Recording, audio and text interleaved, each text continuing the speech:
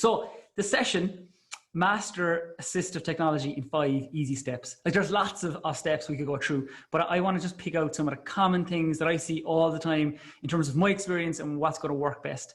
What am I saying to you? What is your promise, I guess, if you stay with me until the end? If you tap along with some of this, you're obviously sitting at home, probably having a cup of tea or coffee. Maybe you're putting the kids to bed, something I've actually escaped tonight, so that's all good. Kate, if you're watching, thanks very much. She's putting Oisin down tonight. So look, I appreciate your multitasking, but try to give it your all. And what my promise to you is that you will walk away feeling a little bit more confident about the technology that you use, that your students are using, and hopefully, we'll walk away knowing what's actually on a tablet, what's on a laptop that's built in, that's readily accessible, and that's really easy to use. And I think that's the key, because I see that we spend far too much often. Okay, let's jump into this. So that is the challenge really, is to let yourself go and get yourself a cup of tea, have that dinner, but tune in, and I say that lightly, but like literally pay attention, put down that phone, just be with me for this hour, this 60 minutes, and I'll give you as much as I possibly can in that block of time. Okay, so again, there's a few other things here that I wanted to give to people. And that is, if you stay with me until the end, a lot of you have already got a lot of our free material. Some of you are probably on our courses already. But what I'm doing is we're giving out a free AT guide. So if you got the guide already, brilliant. The other thing that I'm going to be giving away at the end, so we will know everybody that's been on the session, that's had an opportunity to log on and watch. We're actually going to give away a free place to our online course. So again, I think that's just a nice little touch, a thank you from me to you to say, look, thanks for giving me your hour or 65, 70 minutes. I really do appreciate it. And I'm sure the kids that you support will appreciate it too. Okay, so what are we going to cover? So I'm just going to talk a little bit about my background, my experience to date, what that was like in terms of my school, in terms of dyslexia, in terms of ADHD. I'll do my best to keep my Cork accent as neutral as is possible, and as not as speedy as I typically am. Okay, but what I really want to do is go through this kind of 5 steps and talk about technology, talk about some of the misconceptions, like I say, but then talk about laptop versus iPad. And I want to dig into this with you, because I'm sure you're sitting there and you're thinking, God, I don't know whether my students should have a laptop or an iPad. They have a laptop. What should they be using? Should they be going for the AT grant? What is it? How do I get the AT grant, and how do I apply? And if you're not in your head now and thinking, geez, yeah, there are things I do every day, I'm trying to get my head around them, I'm going to go through them. And I'm going to do it practically. I'm going to step into it and actually show you a laptop that you could be buying on the likes of Curry's, what type of iPad you could and should be buying if that's something you're thinking about. I want to look at a little bit of technology for reading, obviously, technology for writing. We'll touch on a little bit of stuff for maths if that's something you want to do. And obviously there's a lot around touch typing and study skills. And for me, it's the first 3 steps are the absolute key. They're things I really want to kind of dive into. But again, if you're just joining us, thank you so much for coming on. You're super welcome. Please just use the Q&A. We've got over 250 on now, and it's great to have so many people here. But we will be done by 8:30. I absolutely promise you that. Okay, so who am I, and what am I all about, and what am I doing, and why should I be even talking here? So James Northridge from Cork, Mary Curie Research Fellow as of recently, and now back in UCC and working here from the campus under UrAbility. So we've been in and around, UrAbility has been in operation for a while. I saw some of the people that were registering and coming on board today. A lot of you are on our course already. Brilliant. Some of you are, have come to some of my face-to-face, some of the trainings I've given, or you sort of engaged in some capacity, or you've maybe had colleagues who have. And so hopefully you got something from what we do. I have a master's in disability studies and rehabilitation from UCD. I have, obviously my Mary Curie is from Boston. So I did 3 years research working in Boston. And really my skill set was mostly around kids with learning difficulties, additional learning needs, but mostly kids with dyslexia, dyspraxia, ADHD, some ASD. But out of my comfort zone really was going to America and working an awful lot with kids that were non-verbal. That was one of the key areas I worked on, kids with AAC, so augmentative and alternative communication. And it was a really eye-opener, I guess, working at the medical school and just getting that on board. Absolutely love technology, hate change, like many of us, I'm sure, right now. And that's something that we're obviously dealing with on a daily basis, literally on an hourly basis for some. Married to the wonderful Kate, who again, if she's watching, Thanks for putting Oisín down. We've a beautiful little boy, 2-year-old Oisín, which obviously gives me an insight into parenting that I never knew before, I'm going to be really honest. So it's all good. Okay, so what is it that I do? And I suppose, again, what are we doing and what have I been doing over the last few years that might help you in terms of some of the students you're working with right now? So top right here is the research kind of element of what I've been doing. And that was UrAbility won United Nations Zero project. So something that we were actually super proud of. We went to the United Nations just before kind of lockdown, actually, which was, we were lucky, was kind of mid-February. So I got an opportunity to go to Vienna, present to the United Nations on inclusive education and using online learning and how that could work. Far did we know that that's kind of where we'd find ourselves over the next few weeks and months. But again, it was one of those humbling kind of opportunities to get there. And you don't quite see it from the picture here, but what my view down was all those interpreters, all those large desks, 600 people sitting in front of us. And it was just a really good opportunity to get in front of people across Europe. We're based in UCC. We won the best startup business in terms of what we're doing over the last while here at the Ignite program, which again is something that's nice. But I think more importantly for me, I wanted to pick a few students that I'd worked with while I was in Boston. And this is just one that came to mind, this fabulous young lady here, Maeve. So Maeve Sarapazzi is doing phenomenal stuff, is doing really well in terms of the school she's in. And we worked a lot with Maeve to sort of develop, I suppose, AAC for her. So how could she use communication? How could she use technology to help her better communicate? She was nonverbal, but again, saw herself as her two sisters. Really was the spitting image of them, and wanted to be just like them. She went, she did Special Olympics. She went skiing in the winter. She did all sorts of things that regular kids do, and why not? And I think that's why it was important to kind of bring up somebody like Maeve. And a slight interesting side note that Maeve always wanted to sound like her sisters. And so obviously if any of you are familiar with AAC or technology that you would, like picture board technology, I suppose, but on a laptop or on an iPad, it's normally adult orientated or adult sounding or Stephen Hawkins kind of sounding, right? And so for Maeve, she wanted to sound like her sister. And there was this phenomenal company in Boston who were able to take both of her sisters' voices and literally merge them together and take a few nuances of the verbalization that Maeve would have, and they mashed it all together and they created this phenomenal voice for her that was child orientated but had those sort of Boston twangs of both of her sisters, and it was just phenomenal to see, to be honest. Okay, so that's a little bit about me. In terms of the overall, what I kind of want you to imagine from this session is, after this, could I be on top of technology? Could I have a kind of a grasp of what it is and an understanding how I get it, where I get it more importantly, and what is free? Because that is the key thing for lots of what we're doing. We want to be able to access the built-in functionality, not just the bits and pieces that we have to pay a large amount of monies for. And that for me is the sort of goal for you, but by the end of this session. In terms of my own story, in terms of having dyslexia, it's just one of those, I guess it's just one of those things. I didn't think it was any differently, when I was going through primary and secondary education, having dyslexia and ADHD, I see it as a benefit in many ways. I think when I was younger, I had no great aspiration to even do my Leaving Cert, to go on and certainly not go to college. But it was part and parcel of what I was. I was just bad at spelling. I was bad at reading. I was poor at organization. I was somewhat clumsy in ways. I couldn't remember times or get myself together. And we are thinking back, 20 plus years, right? 25 odd years ago, when it really started coming to the fore, and obviously secondary experience was a bit different.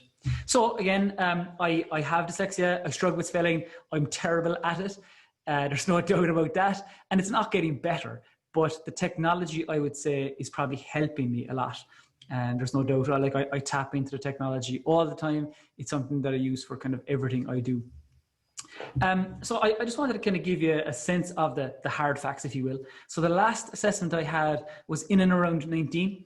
And if any of you are familiar with percentiles, obviously you would be. And around that age, that time I should say, they were still using reading ages and spelling ages. And I just wanted to put it in context.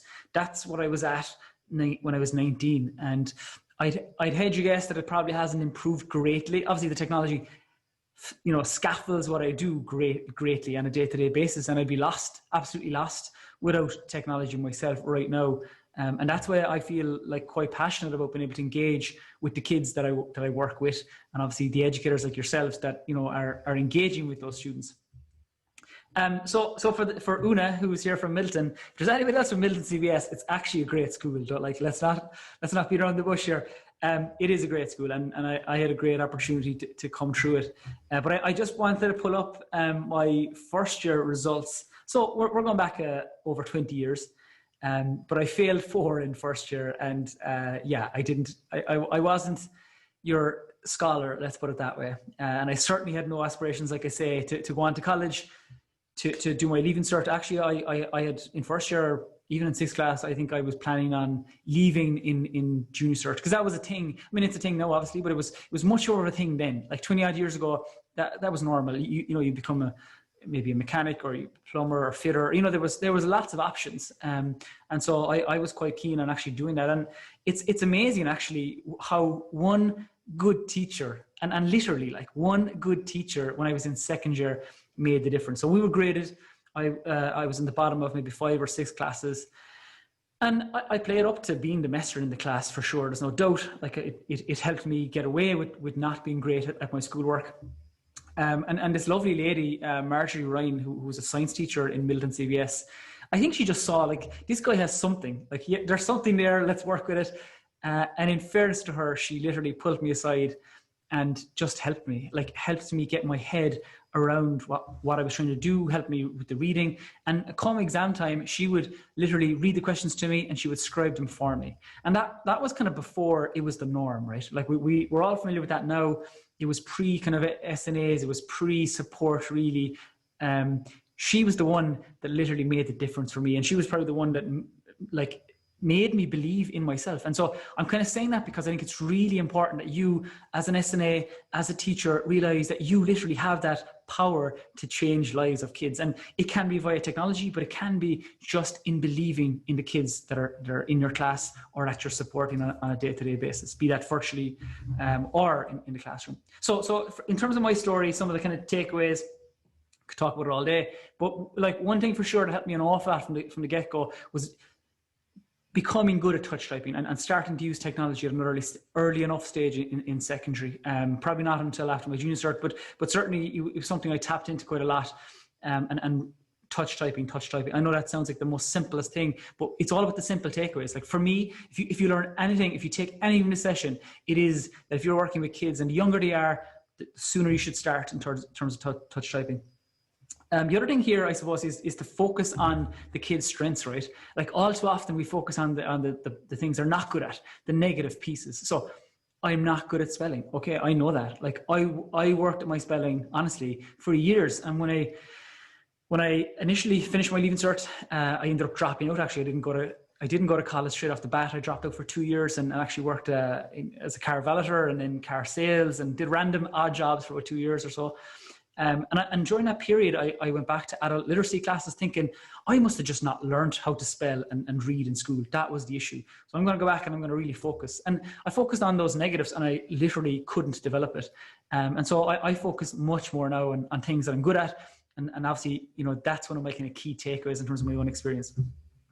So around mental fitness, that for me is the key. And whether you're a teacher, SNA, or a parent, we've got a few parents on here too, I'm sure, it is to focus on that. And it's just to touch base, like how are they doing? And we often talk about it as mental fitness. And we talk about our physical fitness quite a lot, especially in kind of lockdown times. It's about getting out and getting a bit of exercise, and it's good for you, but it's also good for your head, and it's good for kids' head too. And how we work that into the day or the evening, or how we promote that. Again, you're a key influencer in those kids and trying to get that across the board, I suppose. So hopefully that makes sense. I'm just going to look at the questions right now. I'm just going to look at the questions in a second, and the guys can tell me if there's anything popping up or not. And I'll come back to that. All right. So before I come back to the questions, actually, because I do want to dive into the questions, I just briefly want to talk about some of the technology. And let's do that right now. So let's talk about the technology, because that's obviously the key takeaway here. And I'm sure that you took something from that last 10 minutes too, right? And hopefully so. But for me, it's obviously with the technology. And I'm going to do a number of demos here. What I actually did is I pre-recorded some stuff so I can send it out to you. We're going to look at it right here in a few minutes. I'm going to look at all the built-in pieces of the iPad. We're going to look at all the built-in pieces of the Windows 10. And then I'm going to pick out, I literally have a list here in front of me of the things that you could be using tomorrow, next week with the students. Obviously, there's a bit more you could be doing on that, but I want you literally to walk away knowing what's out there and feeling kind of confident to say, yeah, I watched this webinar last night and I know these 3 pieces of technology, they're free, they're readily available, and we as a school don't have to pay for them. And I think that would be winning for me, and hopefully that's winning for you too, right? Okay, so there's 3 things I just want to touch on, and that is the misconceptions around technology. So technology feels scary or overwhelming. That's something I hear a lot from teachers and SNAs that I work with. It's really about seeing those built-in features. And I recorded a video. It literally is 5 minutes. That's what I wanted to do. I wanted to show you in 5 minutes how you could be making the difference. How, like the built-in readback functions, the voice recognition, the built-in pieces that could be making a massive difference to you right now are there and are on your device right now. So I want you to step away from thinking, I'm not really good at technology, it's not for me, or the one I always hear, I'm a technophobe. I mean, honestly, if I got €1 for every teacher or SNA that tells me that, we all have to start somewhere, right? And that's just it. It's just about coming on this session is the get-go. This is you starting. This is the starting line for you for sure. It's going to be very expensive. I hope that I probably touched on this in the last few minutes, that it doesn't have to be. There's an awful lot of stuff that's built in, that's there already, that you can have access to, that you can jump into tomorrow and start using. And if you're a parent, or if you're like say an SNA or a teacher, then it's there. And of course, like there's a range of prices, and we'll look at that in a few seconds, because I want to show you how you could be using, some of the sales that are going on in Curry's. Or if you're a teacher and you're applying for an assistive technology grant and you got to get those 3 quotes, I'm going to show you some of the decent laptops that you could be buying. And it's really important, like we might spend a little bit more now, but it's the longevity then of that device, So, but I think it's important that there is that range of technologies. There is that range of prices as well. And certainly my take on this whenever I work at schools is, what's in a student's pocket right now, or in you as a teacher or SNA, what's there right now in terms of your phone, in terms of your device, be it a laptop, be it an iPad, literally has the technology, has the functionality to make a difference. And I can't harp on it that enough. And so hopefully you're now thinking, yeah, actually, you know what? I agree with him. It's not as expensive as I thought before, and it's not as overwhelming as I thought it was before. And hopefully that's something that's sort of sinking in. This is the one that we see always. And is this a misconception? Maybe. Or maybe it's a truth and we just need to get over it. Students are always going to know more. There's no doubt about that. They naturally are curious. They're fast learners. Like I said, we've got a small little boy at home, Oisin, honestly run rings around you in terms, and we try to, funny that I say that, we try to keep him away from technology actually in many ways. At least we try, in terms of screen time or whatever, for the most part, if it's feasible. But honestly, like in terms of him using our devices, using the remote, he just has it. And they're curious, and they don't think they're going to break it. And they have this mentality of, I'm just going to keep pressing all the buttons and keep trying until I fix it, until I get wherever I want to be. And we need to have that same mentality as kids. Like, are you going to break the iPad? Maybe, but probably not. And I think we need to be more, I suppose, curious and sort of, lean in on the technology yourself and just mess with it a little bit. And so some of the things we'll touch on this evening, hopefully, you can be doing it literally there as you're watching me. You can do it maybe this evening or tomorrow, or whenever you watch this, maybe you can get a chance to jump in and do some of those pieces. It's the key thing for me is you just need to know enough about how to make it work for the student. So let's put it this way. If for example, you use the remote to watch TV tonight or after you jump off this session, like you are using the remote. Do you really know the internals of how the remote works, how it connects to the TV, how your Sky digital box works? You don't, but you know just enough to let it work. And I think that's, that's a small thing to take, but like it literally is as simple as that. Like we don't overly think, how do our phones work? We just use them and we drive on. And I think it's the same with some of this learning technology. That's kind of where we need to get to, I think. Okay, so hopefully that's making sense. I'm going to jump into the questions in a second because I want to go into some kind of demo time now as well, right? So I'm going to stop my share and just jump back here, if that's all right. So I'm just going to look at some of the questions, if that's okay. And again, thank you so much there's a few more that have just come on. You're all super welcome. I see the chat is going on there. Great accent. I don't know. Well, I'm actually going to tell you that there's this lovely lady that a teacher in Dublin that I worked with, and she did a conference in the UK, and she said she was at the conference. It was online, obviously, and she said there was a recommendation for UrAbility in her online courses in the UK, and literally the comment was, "Great courses, super content. If you can stick his accent." I honestly, I miss you not. That literally was that. That's literally what it was. But anyway, look. This is what we have to deal with. And you can only imagine when I was in Boston, the abuse I got. So what I want to do right now is I just want to look at a few questions before we go into demo. Is that okay with people? If you got questions, please drop them into the chat, or sorry, drop them into the Q&A, I should say. And we're answering off some of them. We're leaving some of them open, and I'll answer some of them live. Is that okay? And obviously there's a bit of chat going on there as well. So hopefully if you have any questions there, just drop it in. So I'm just going to pick up on somebody's Q&A right now, and then we'll get back to demo.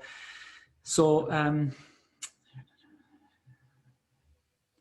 yeah, so there's a quick question here from Caroline, and it's basically a student in sixth class. She's learning to touch type. You know, she's working on maths games. She's dyslexia, dysgraphia, dyspraxia, and basically, how would you best prepare her for secondary school in terms of maths, which is one she's quite weak at? So, here's the thing. I guess for me, it is just for them to be as confident in using the technology as possible. It's not about getting everything and anything. I got an email from a mom just this morning. She literally listed out every piece of technology, assistive tech you could think of, like a list that was probably 1,500 euros or €2,000 worth. That's not what we need to do as educators.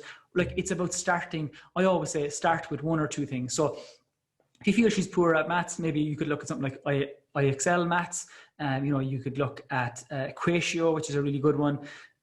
Text Help in Northern Ireland run this thing called Equatio, really nice piece of math software. But touch base with the teachers.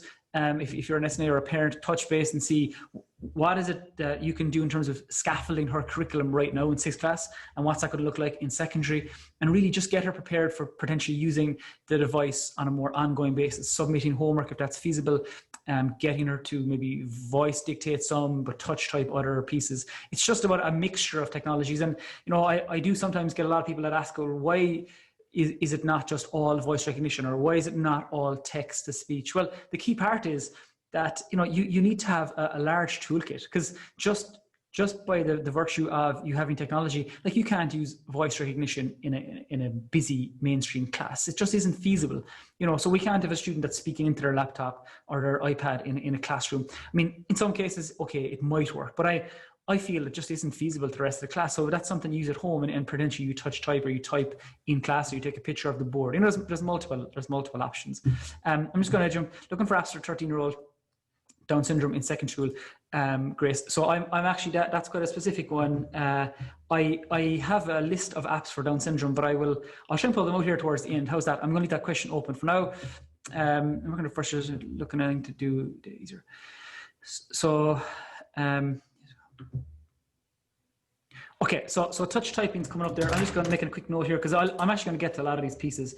I just wanted to make sure that I wasn't missing anything right now before you literally had time. Working with adult learners, and you often never have a diagnosis, but I'd be delighted to know more. Yeah, I mean, so Trevor's on here just asking a little bit about adult learners and not having a diagnosis. You know, again, like, the key thing for me is, could you look at something that it's all about the individual's challenges, and it's the same with students, the same with adult learners. Forget about the diagnosis for a moment, and we'll get onto that in terms of what you need to know around using it for state exams or applying for assistive technology grant. You know, obviously then there's a diagnosis when you're in state education, but for adult learners, I think really it's about picking what works. You know, and it could be the Notes app on your phone. It could be as simple as a social communication app, or, you know, like there's multiple things. And I think I'll share actually as well a lovely one, an app wheel.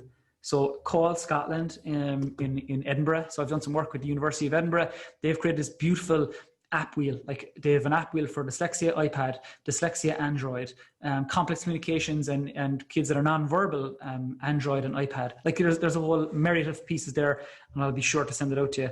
I'm looking for tips. Touch typing. I'm just picking out one or two more here. Okay.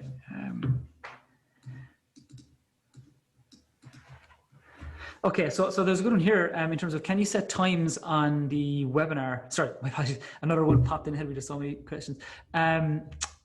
Yeah, so can you set times on a laptop to tell them when they're finished? There's a number of Chrome or browser plugins that you could use. Tomato Timer is a really nice one that I use, but it's the Pomodoro technique. So I would use Pomodoro quite a lot. It's like 20 minutes of bust, and you try to like silence everything else. But I'll send out a few on that. Like there's some lovely ones that you could be using, all free, all browser, like browser oriented or Chrome. You can get a few that you can download too. But again, there's really nice timers I think that you could use. Motor skills. Yeah, hi Eileen. So Eileen was just wondering here, will I be sharing the recording, and is it okay to share? Absolutely, yeah, no problem at all. Please just share away. Like I'll send out the link tomorrow morning once it's recorded, and I'll go from there. So I'm going to answer one more. Need advice. So this is Sandra. Need advice on voice to text software for post-primary for state exams. Voice recorders, I find it hard for students to develop skills in the time frame. Okay, so I'm going to record that one. So voice recorders, like I could talk the whole hour and a half on some of this stuff, but like think about the reality here. Like we still in state exams give kids a voice recorder, like a recording device for them to record their answers into. They can't go back, they can't look at it, they can't see what they just said. Okay, sometimes we can let them flick back and forward. You know, it is just a minefield. So for me, like what I would say is, Andrea, it depends on the age. I don't know if it's pre-fifth year and you think that there's a feasible opportunity to get them touch typing, you know, and fine gross motor skills aren't a major issue, then I'm all in on touch typing, because let's be realistic, in terms of the state exams, you will have a far greater chance of meeting the criteria for a word processor versus using voice recognition. And they're moving that direction, okay? They're moving towards more use of laptops / iPads to a degree, but mostly laptops and word processor being the key criteria there. So if you have to go that direction, you have to use voice to text, then again, a lot of the things that I'm going to look at here, like Google Voice, you know, like the built-in dictate on Word, at the moment, those things need access to internet. So they're not going to work for state exams. They are really useful for students outside of state exams. But for state exams, we'll be looking at something like Dragon Naturally Speaking Professional 15. That is the golden standard in terms of voice to text. Now, there is a large learning curve to that. So I think that's something you just need to be kind of mindful of, okay? So I'm going to, great stuff. So I'm going to just jump back into my presentation. Is that all right? There's a good few more questions there with the guys. Yeah, looking for a study planning tool. Yeah, like that person is looking for this. So this person here looking for a study planning tool for LC student. Just pop in a tiny bit more context. Is it that you want to be able to set up the study for them, or that it's something that you want them to be able to use? You know, and I'll jump back to that there literally in a second.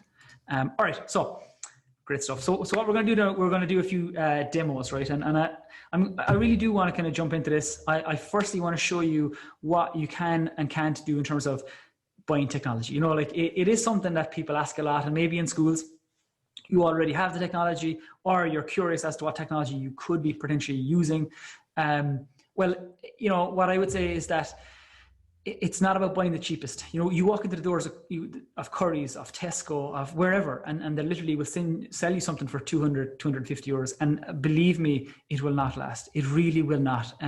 Like I had some mom, actually was a teacher yesterday that was looking at buying tablets that were costing 79 euros in Tesco. And like, what apps and what accessibility and what level of functionality are those devices going to have? I'd much prefer if you just bought 2 or 3 devices and shared them and use more interactive interactions in the class versus trying to buy, you know, 10 that are 79 euros. So let's jump into it right now. I see there's a lot more questions coming in.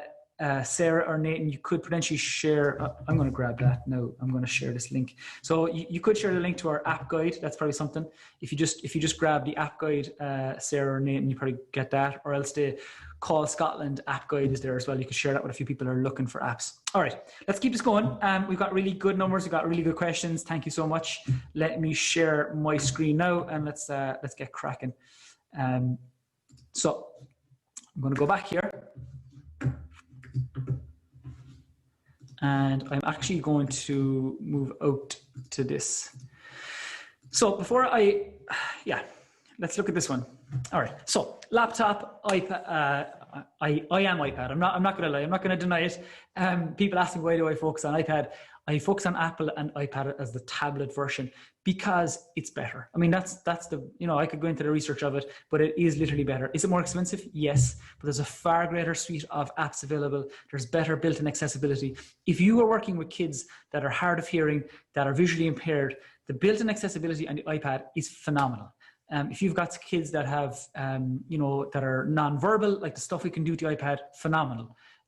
Physical disability, we can use switches now. You can hook up a mouse now to the iPad, and it is the way forward in terms of accessibility. I'll jump down off my soapbox now. Okay, so I did this blog not so long ago, probably in the last 6 weeks or so. What I wanted to do was just kind of give a sense of what type of technology I would use for what type of students, and so you should be able to see this here. I'm not gonna read it, but I am going to send it out afterwards, so at least you have access to it. I go through this just in a bit of detail, things that you should and could remember in terms of buying technology, what the key criteria is for buying technology. So I want to show you these pieces, and then I want to jump on to the likes of Curry's and to show you some of these options. Sharing is paused. Bring your share window to the front. Okay, sorry guys, maybe I don't know if I was sharing my correct screen there, so I'm just going to jump back. Sorry about that. Maybe I was. All right, sorry about that in case I wasn't sharing my website or our website or this blog post. Okay, let's get back to it. So laptop, iPad, I think that should be it. Like, this is the key part down here. It is the criteria, the things to remember. It is, what type of spec should you be getting on a device? What should it look like? How much should you be spending? For me, especially for kids with DCD, with ASD, it's relatively small screens, 14-inch screens. Like, how many of you are sitting there now and you have students who are going around with laptops that are 15.6s or, like 15.9s, those really large, heavy laptops that they literally have to plug in every few hours. They have to sit at a certain place in the room. It's about getting small, 14-inch, I would say, max, and 8 gig of RAM minimum, I would say. I mean, you'd probably get away with 4, but like, if you want the longevity, then that's important. In terms of storage, I'm getting a bit tech here, so ignore me if you want, but these are some of the key criteria that I think are important when you're buying technology or if you're opting for technology. Just see. Yeah, I will. There's a quick message there. Will I be sharing these? Yeah, absolutely, Fran. I'll share all this. I'll have a lot of information for you tomorrow. So 14-inch screen, 8 gig of RAM. Like, this is a small thing, and this is over. You can go into Curry's, right? And you can buy a slightly cheaper laptop with a different type of hard drive. Let's not get into the technicalities of it, but if you're buying a laptop or if you're opting for the AT grant, please buy an SSD storage. Like, a hard drive has to be SSD. So basically, when you open the laptop, it turns on. It's much more engaging. It's quicker to load. It's just far better. I would say a minimum of 256 if that's feasible. And then we're down to this processor. I think if you can get Intel i3 or i5 if at all feasible, but I'm conscious that i5 might push the price ever so slightly. So let's go for i3. And here's the thing that I just want you to be really clued into. And this is something that I see a mistake happen all the time. So Windows 10 is by far the best operating system. I use a Mac myself, but I don't recommend a Mac for kids in education because it's too expensive. It's not something that you need. And more importantly, you want to become comfortable what kids will potentially be using in state exams, if they are going to use it in state exams. So please bear in mind, go for Windows 10 operating system, but do not go for a Windows 10 S. And there's a slight differentiation there, but there's a big difference on the functionality of the device thereafter, right? So again, you'll see these Windows 10S hard drive or operating systems being a little bit cheaper, and that's great, but you won't be able to load any software on it. So if you're like the person asked me the question a few minutes back, what type of voice recognition can I get for a student? If you need to get voice recognition like Dragon, then it's a piece of software that you literally have to load on the device. It would have to have good processing speed. And really, Windows 10Ss are really made for Windows apps. Okay, so they're not really made for loading software. That's what makes them cheaper. But again, they're great for kind of day to day, and for you and I, maybe just having a laptop at home for email and for surfing, you know, for on the web and whatever else, fine. But for outside of that, then it's an absolute waste of money if you go for a Windows 10S. Now, if you have a Windows 10S, it's workable, right? Don't get me wrong, like it's super workable. What I could add to this is obviously, like, I'm all in on Chromebooks as well. So if you're sitting there and you say, look, James, I've got a Chromebook, brilliant. Chromebooks are super. The only thing is they're probably not usable in state exams, or won't be in the short term at least. So that's why I kind of just opt for getting kids used to using what they have and what they potentially will use in a state exam. All right, that's an important one. So let's jump from here, and we're still sharing, great. All right, super guys. So let's look at this. So everyone's with me? I think we're all good. Yeah, we're getting through it, and this is some really good questions coming in. Thank you so much. So again, thanks for putting that in, Sarah. That's that's the Call Scotland one there. Thanks, Sarah. You might share that with all as well if you get a chance. So here's Curry's. So I'm just on the laptop session. They actually have a really good sale going on at the moment in terms of laptops, which is great. So what I'm just going to do is I'm going to go over here to the left hand side. I'm just going to pop in a few criteria. So I'm going to go for I'm going to start at 499 to 699. I'm going to come down here then, and I'm just going to look at the things I spoke to you about, right? I am going to look at screen size. I'm going to look at 14. I am going to look at the processor. Okay, so the search is getting less, which is great. I'm going to look at the processor, and let's go with i3 for the moment. So that's working. Yeah. Okay. Sorry. All right, let's see where we're at. Okay, so let's just have a look here. And the other one, I just want to make sure that we don't have operating system is just Windows 10. So you can see that there's 5 options there for 10S, right? And there we do not want to be opting for those. So we just want to understand. So now we're down to a nice subset, and I only hit on 3 or 4 criteria there. But if you're applying for Assistive Technology Grant, you need to buy a laptop internally. The other thing I will say here about the Assistive Technology Grant, if I get lots of emails from teachers, SNAs who are applying for the grant, and they're like, James, tell me what's the best laptop I can get, and now I need to get 3 quotes on that laptop.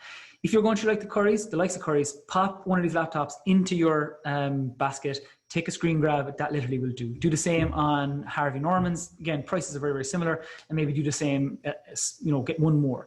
What I will say to those teachers and SNAs and coordinators that are writing up those AT grants is that what you actually can do is you can go on to, there's a procurement for laptops within schools, right? And I'll send it out tomorrow. But there's a procurement channel where you literally can just select, and if you buy via the procurement channel, you don't have to get any of those quotes, and that cuts a lot of that kind of hassle out of getting this over and back. But let's look at this. Let's just pick out a laptop here. This is actually one that I recommend quite a lot. So it's 539 at the moment. So it's 14-inch. It's got everything that we kind of talked about here, right? It's a good laptop. If you look at some of the spec here, it's relatively light. It's got full resolution. Like, this laptop will last, right? I mean, this will last, and I think that's the important part here. But look at the weight. It's 1.6 kgs. It's pretty light in comparison to lots of others. So hopefully that is making a bit of sense. I am really quickly, I'm just going to, let's look at iPad, just to keep this going, and then we'll jump back again.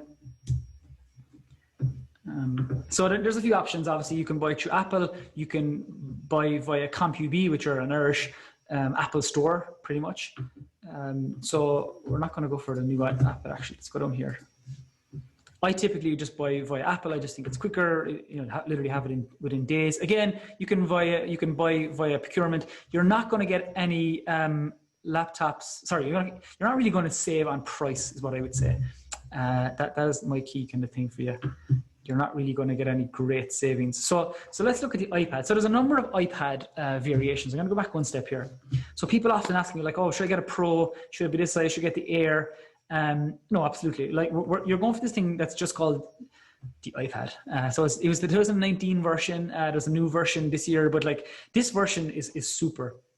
It's a 10.2 display. You'll get it for less than 400 euros. It will work with an Apple Pencil. It will work with AR technologies. It will work with their built-in keyboards, but you can also buy much cheaper keyboards yourself, which I'll send the link to as well. But here we have it, right? This literally, if we look at the spec of this, so multiple finishes, capacity-wise, again, hands down, 32 gigs is perfect for students. And now, I'm saying this, that where you're a teacher or an SNA who's working in a school that's buying a one-off iPad. If you're buying multiples, then you go to the likes of Wriggle, right? And you either get them in multiples, or you get them, or CompuB do as well. You work with some of those bigger providers that give you multiple iPads. And if you have multiple iPads in your school, even contact the likes of CompuB or Wriggle and ask them like about a management system. Because I deal with schools all the time, and they have, even 6, 10 iPads, and they're individually, entering in their iTunes account, and they're adding apps to each individual iPad in the class in an ASD unit. Like if you have 6 iPads in an ASD unit, like you should really be using a management system, and there's multiple free ones. But if you have a question, ask me afterwards or send me an email. But really, I think that would make your life so much easier. You literally would download the app once, and you push it out to the 3 or 4 or 6 or 10 iPads that you control within your class, and it would just make your life so much easier. But anyway, this is my recommendation is the 10.2, the latest version. I think it's 392 euros and 50 cents at the moment because of the VAT reduction. Capacity wise is 32 gigs, and that's it. I mean, a phenomenal piece of technology for sure. So that's the two of those.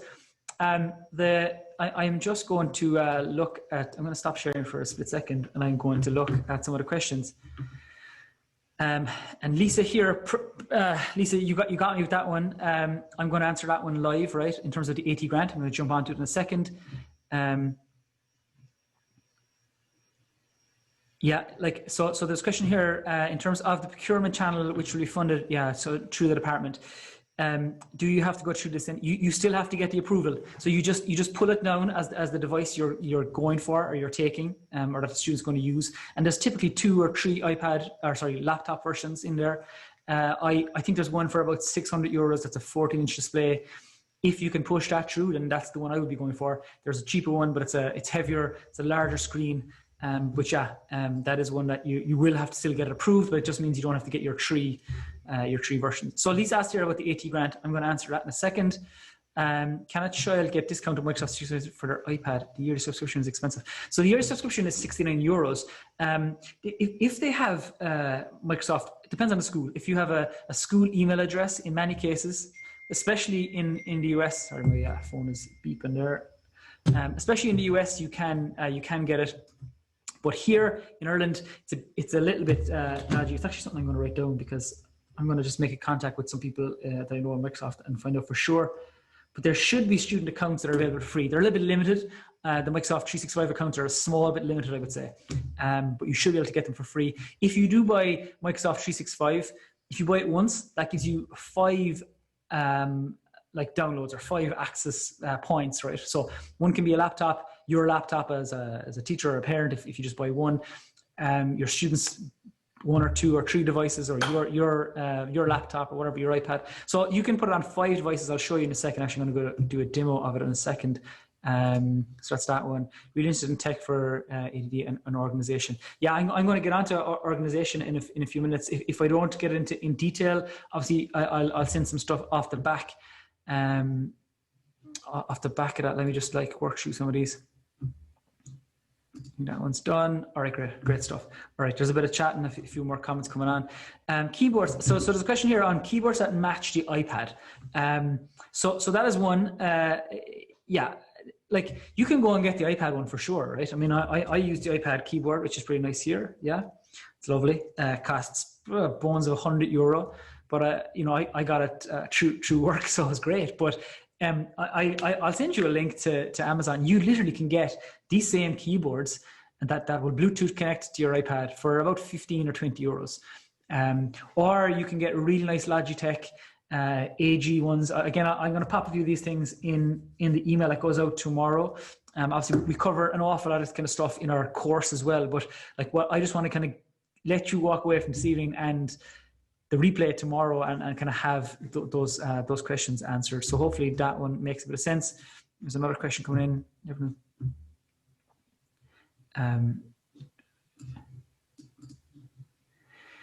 So in terms of applying for a grant, so just to confirm, like you can apply for an assistive technology grant on behalf of a student. Like that is the kind of key thing, right? So it's typically done via the school. There's a 2-page form that needs to be filled out. There does need to be diagnosis. There does need to be a recommendation of assistive technology, that it's essential for use and for accessing the curriculum pretty much all the time. Not just periodically, all the time. That's their main method of communication or accessing the curriculum.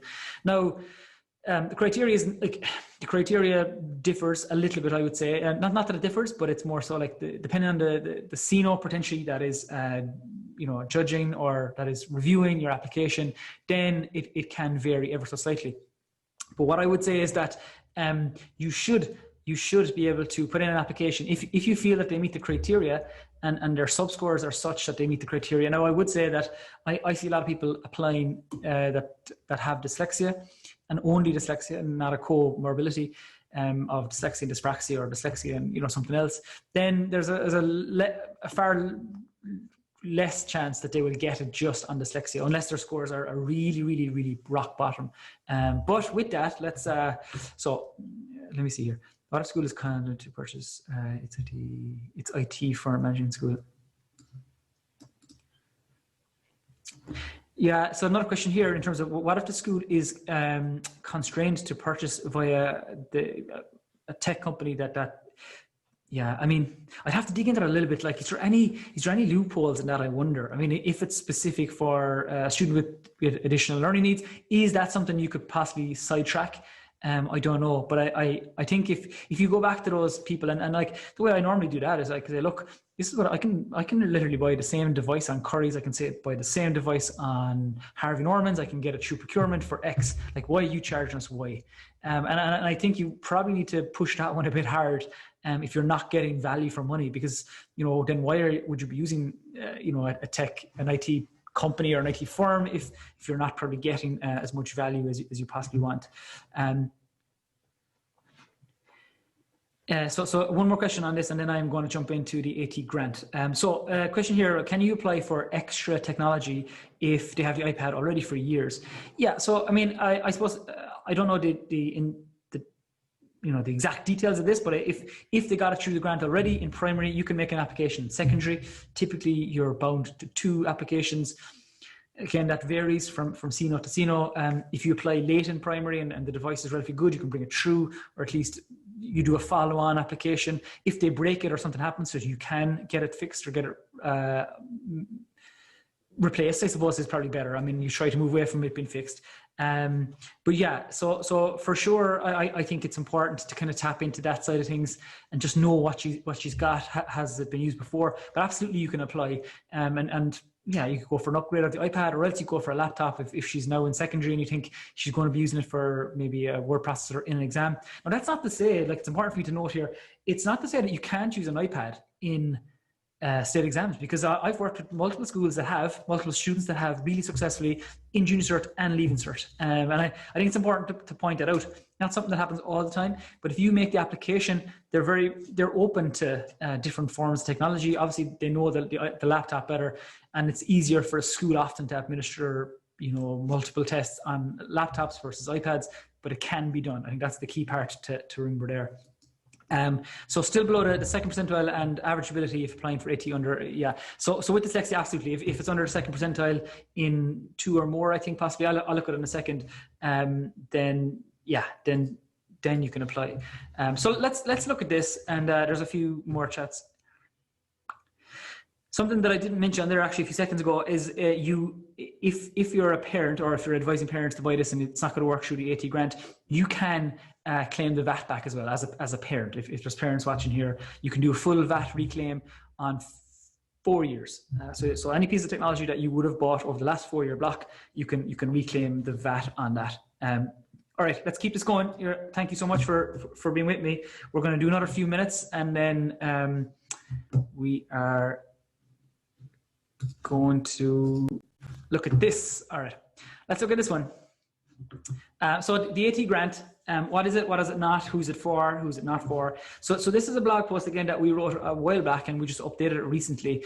But basically the AT grant revolves around one particular circular, right? So that circular was in 2013.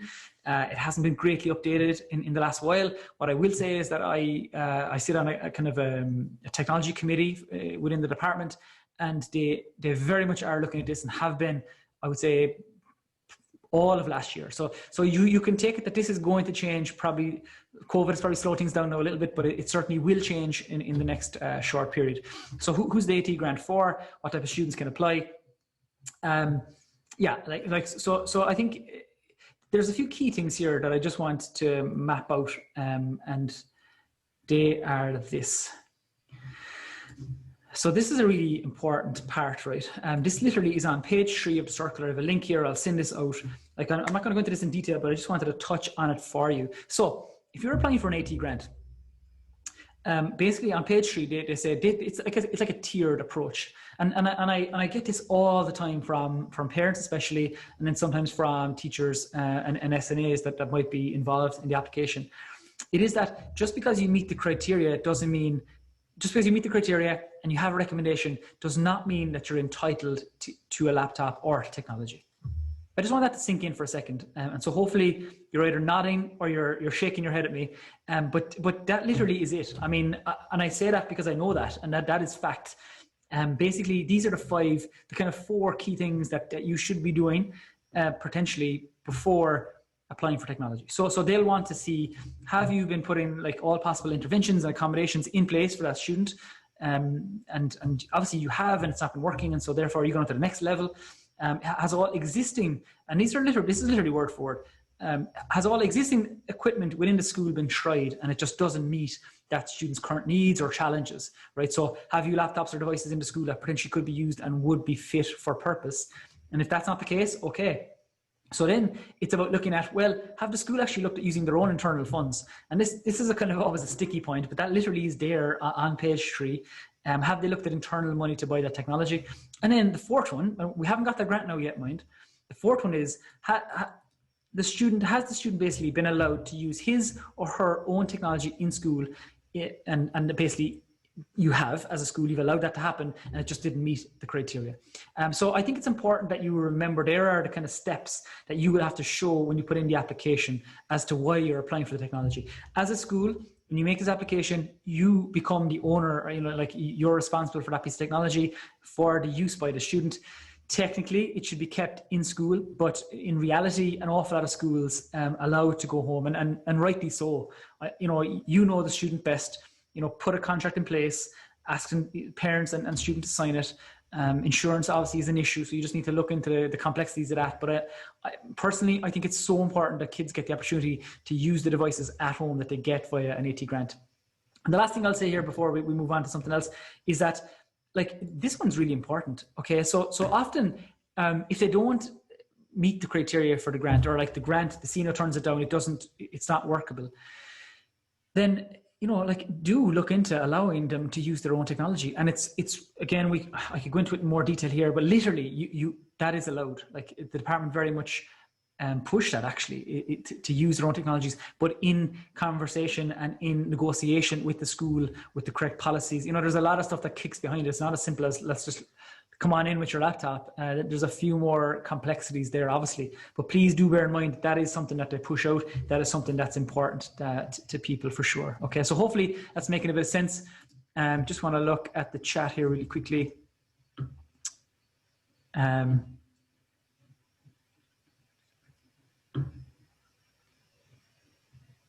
Yeah, so there are times where, like, there's just someone here that just says that basically, in terms of NAT grant and students with dyslexia not meeting the criteria, and you'll see that sometimes. But please do bear in mind that you can use technology that they have or that you have in-house. And here's the final takeaway point. There is no correlation, I'm going to say it again, there is no correlation between AT grant being approved or not approved and reasonable accommodations. Okay, so like, just hear me when I say that, and hopefully you're sitting there and you're nodding, and I want you just to absorb that. Like, I see it all the time. They'll say, well, if you didn't get the AT grant, it kind of means that you probably won't meet the criteria for reasonable accommodations. Zero relationship between both. That's important to get that across. It really is. But what I will say is you do, in that application for reasonable accommodations, you need to prove that the student has been using technology. So therefore, if they're using in-house technology or their own technology for accessing the curriculum and for giving back homework, well, that's proof enough. That's, like, you do need to prove in the reasonable accommodation application that the student was making use, and it was their main method of engaging with the curriculum. So that really is where that mix-up comes. But it's really important to get that out there, is that there is no correlation, I suppose, between both. Does that make sense? I feel like I'm talking at you. Hopefully it's okay. Okay. Children is nonverbal and very so there's someone here asking about nonverbal and very special needs. Absolutely, I will it's something that I want to dive into right now, because I just want to cover some of the built-in pieces. However, whoever that person is, it's DMCG is the title here. Literally, just pop me an email if you don't mind. It's james@UrAbility.com, and I'll send you something on that. I'll send you some piece that you could be looking at. Is it true that if a student is not granted AT grant in primary, it means that they do not get AT in secondary school? No, again, that's one of the miscommunications out there. Absolutely not. If they have a diagnosis and there's a recommendation of using technology, or that could be beneficial, not even beneficial, that's essential to use, but they just didn't meet the criteria in primary, you could reapply for the grant in secondary. No question. Could be a different could be a different set of circumstances. The student has changed. There's more workload. Like, there's so much more to that application in secondary. As equally, if they have the device or you have the device in house, then you can start using it, and it should help, is what I would say there, Claire. So. Is he responsible for it? Should have. There's a really good question here from Sarah in terms of insurance, and that is, child is using their own laptop. Is he responsible for it, and should anything happen to it, or should it be insured by the school?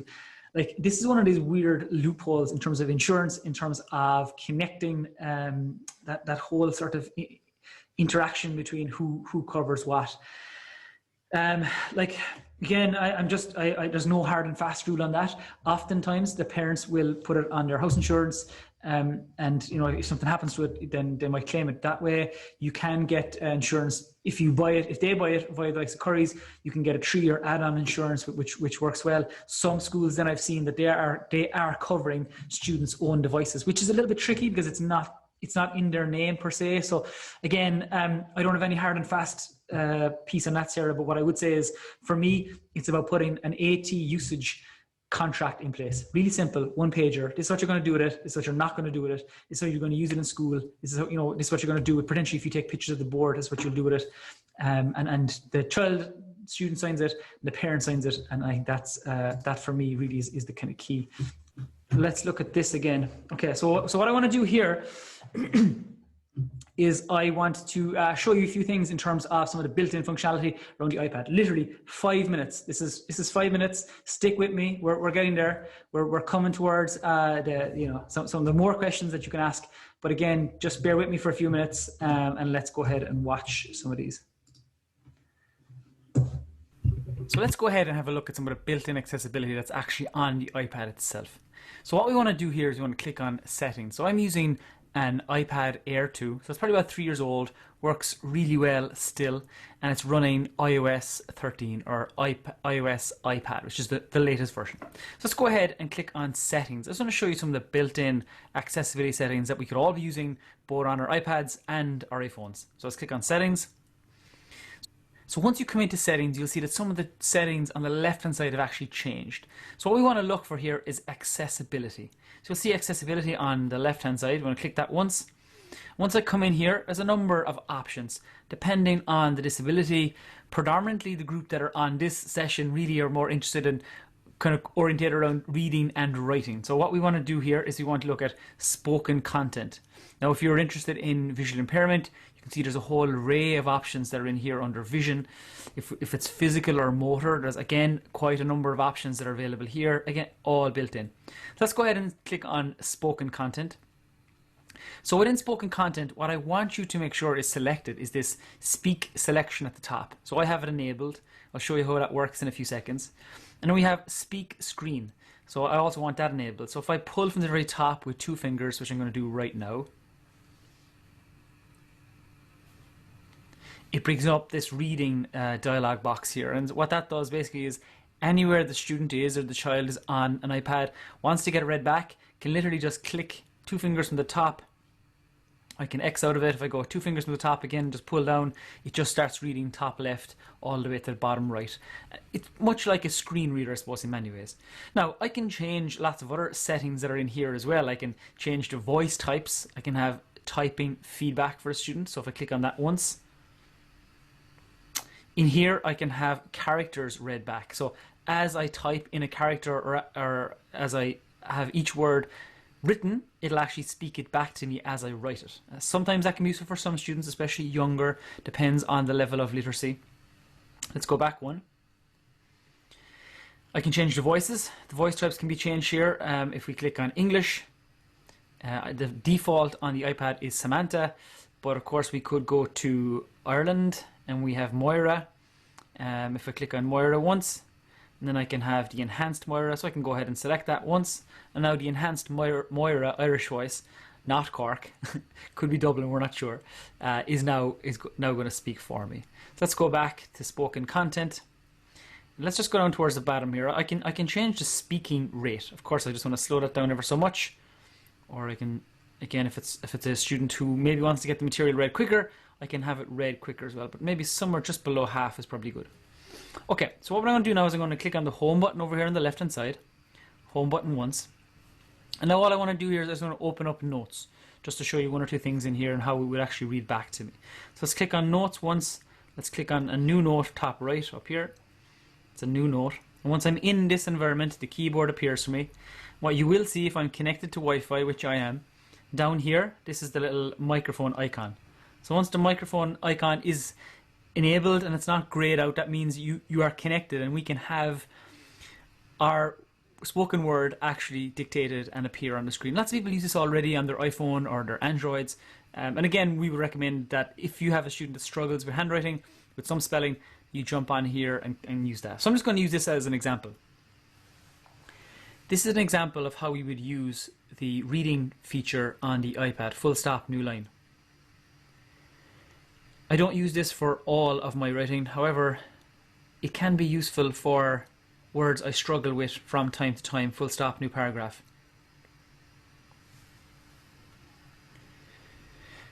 Okay, so that's not too bad. So that worked relatively well. So that is dictation, so that's a nice another feature that we've just looked at there. So we've seen the readback function, we've seen the dictation. What I'm going to do is I'm just going to, with one finger, one tap, and then another tap.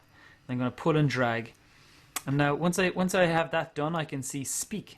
So speak appears here top right. I'm going to click speak once, and that speaks back to me. So if I tap on it and I click pause, I can stop it.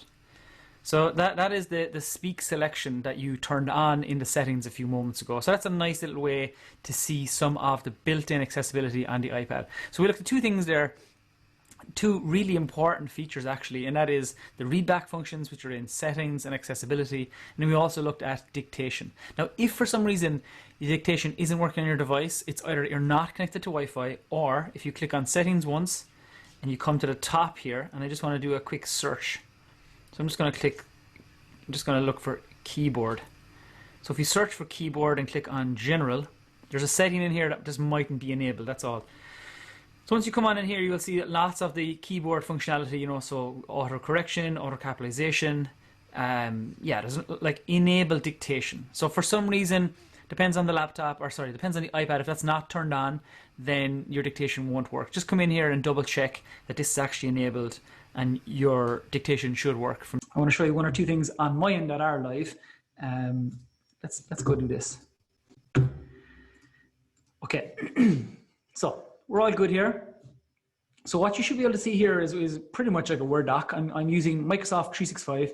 I just want to give you a sense of what you could do on a laptop. And again, like I said, there are so many built-in features and functionalities of the laptop itself, a Windows device. If we get time towards the end, I'll show you those. If not, don't worry, I have a really nice little 5-minute video that I'm going to give to you as well that I recorded just for this session.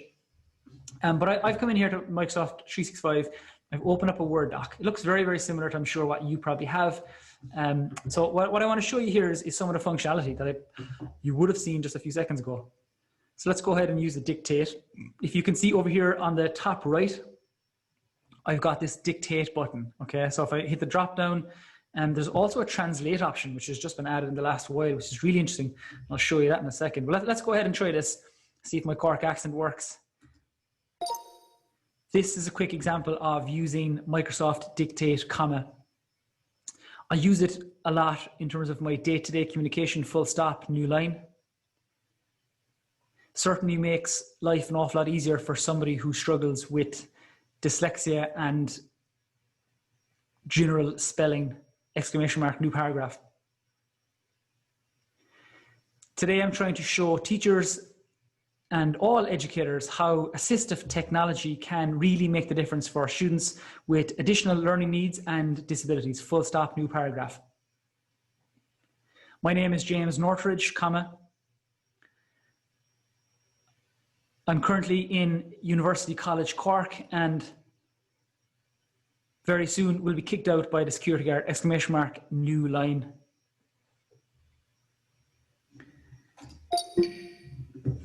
Okay, so let's see, not bad. Missed a little bit of punctuation maybe here and there possibly, but I think for the most part, it got it pretty spot on. Didn't capitalize my first name, which isn't good, but if I click on it, you'll see here, it gives me this, this suggestion. If I hit it once more, now you see it went green there really quickly. So the next time I use dictation, it's picking those up. And it's building those off my profile because I'm actually logged in here, if you can see in the top right. So again, this is out of the box. This is something that I do use a lot in general, but for students, there's no great learning curve. It's available on multiple Microsoft products. It's available on Word. You do have to have Microsoft 365, but a lot of schools have access to it, or else you could potentially buy it if you're going through that whole grant application. You get it for that €69. So hopefully that makes a bit of sense in terms of what's available. Now, I want to show you something else here as well. I'm actually going to jump in and I'm going to show you, in terms of getting this read back. That's always something. So let's just select this in terms of reading. Let's go to view. So I went up here to the top, the ribbon at the top, right? Okay, so again, I'm kind of whizzing through some of this because I want to touch on a few more bits and pieces, but like, this is stuff that I do all the time. I regularly do sessions and more detail on this. And of course, for those of you, I see that there's loads of you here on our online course in terms of assistive tech. Like that is something we go into in an awful lot more depth and detail. But I really do want you to walk away with some kind of takeaway. So I clicked on view, I clicked on immersive reader. Let's just see what happens here. So now this is what I see, okay? So this is interesting.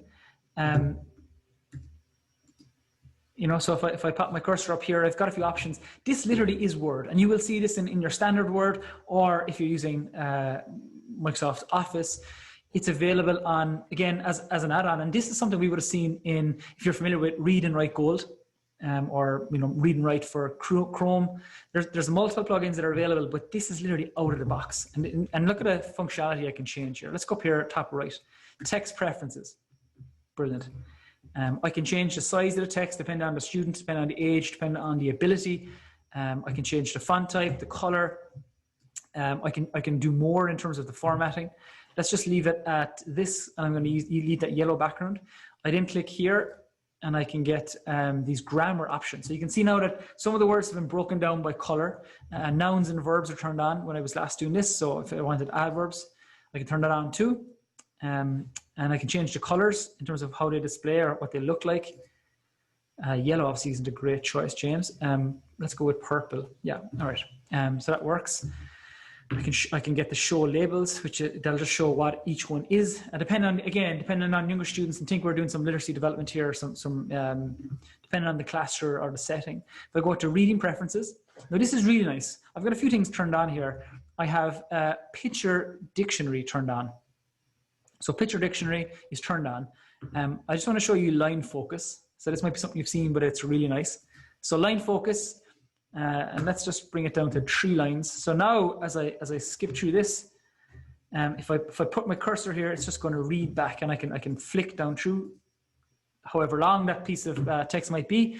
You can also do this from the Microsoft Edge browser. Okay, so the Edge browser has this exact functionality built in, completely free, like out of the box. And it's got the read aloud functionality, which is super in terms of helping kids with reading. Let's go ahead and hit the play button.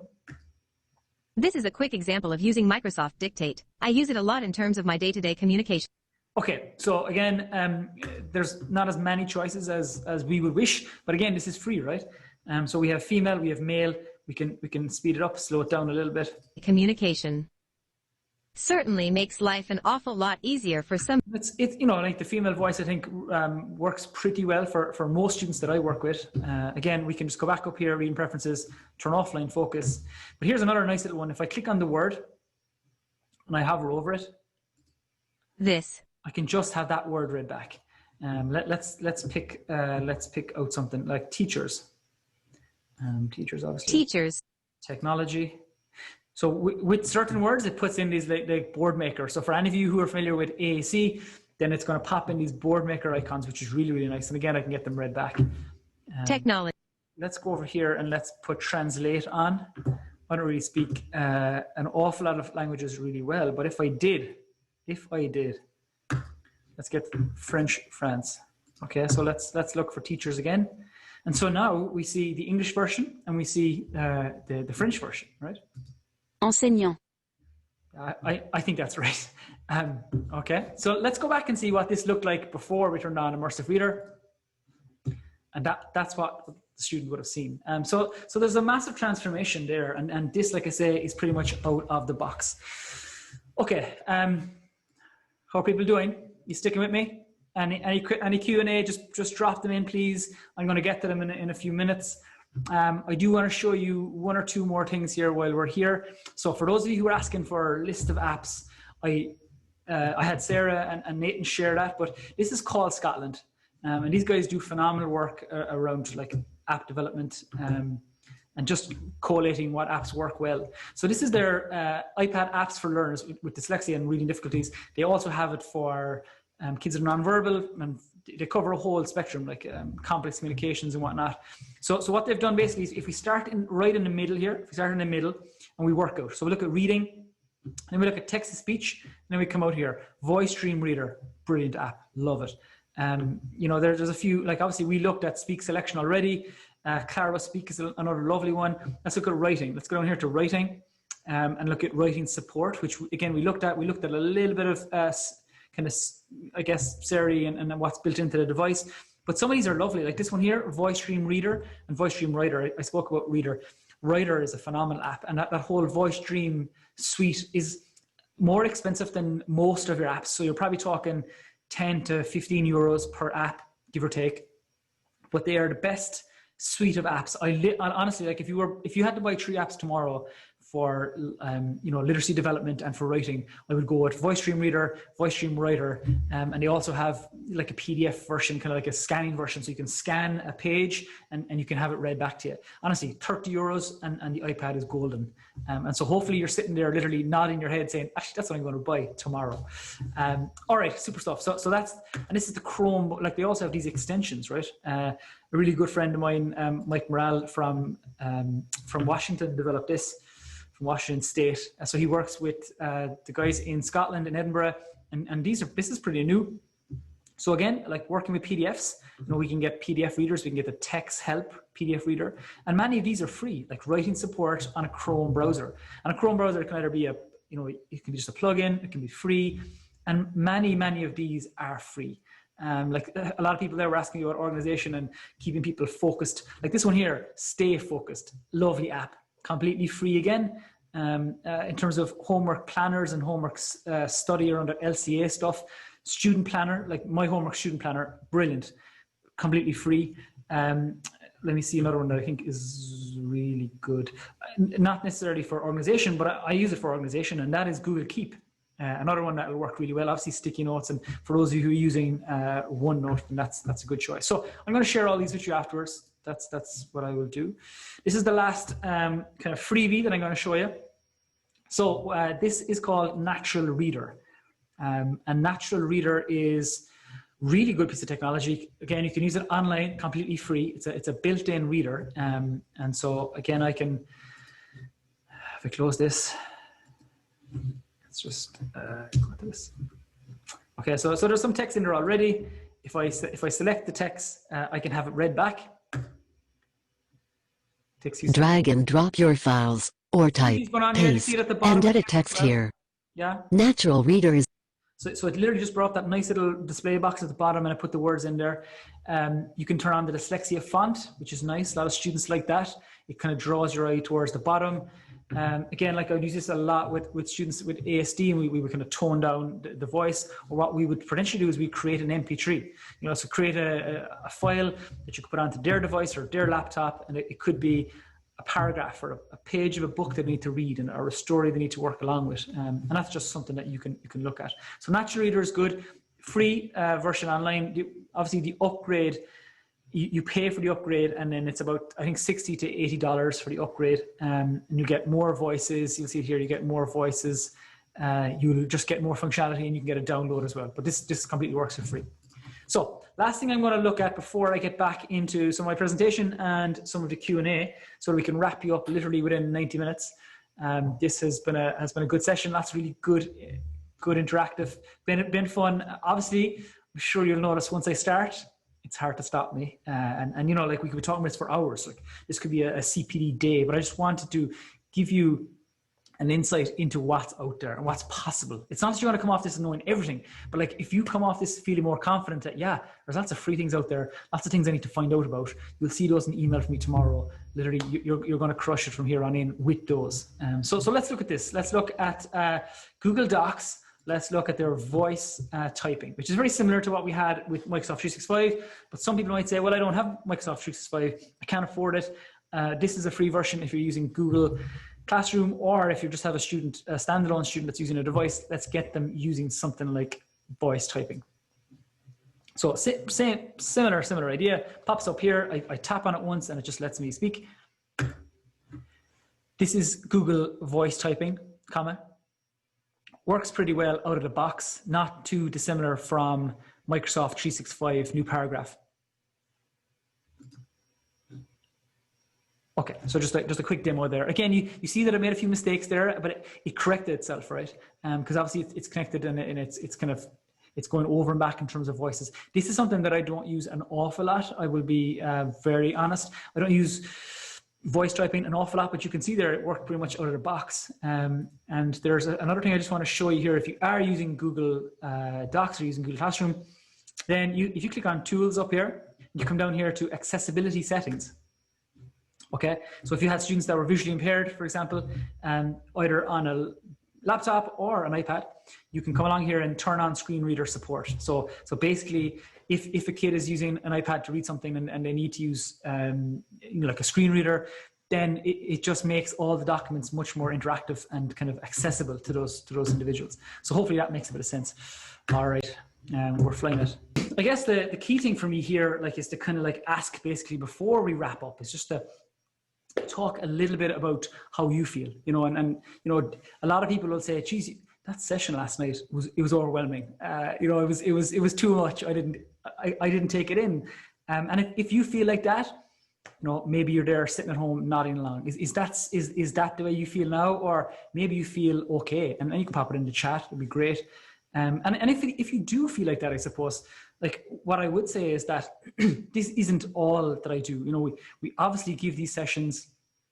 We do our free AT guides. We do our free videos. And that's something that I hope that you've seen throughout the session, that I'm very, very passionate about, and having been one of those students is something that I really want to give to SNAs and teachers. So if you're kind of, if you're happy to come on that bit of a journey with me and you'd like to say, you know what, I'd love to understand what he's talking about in a bit more depth, right? Then we've developed a course for that. And there's actually loads. It's great to see. We have loads of people that are on this session tonight that have taken our course. And I'm super proud of those people, like SNAs, teachers that have taken our course and have got their head around assistive tech, and really in bite size. And it's all online. It's both for primary and secondary. If you don't mind, I'm just going to literally spend a minute, maybe 2 minutes going through this. Is that okay with people?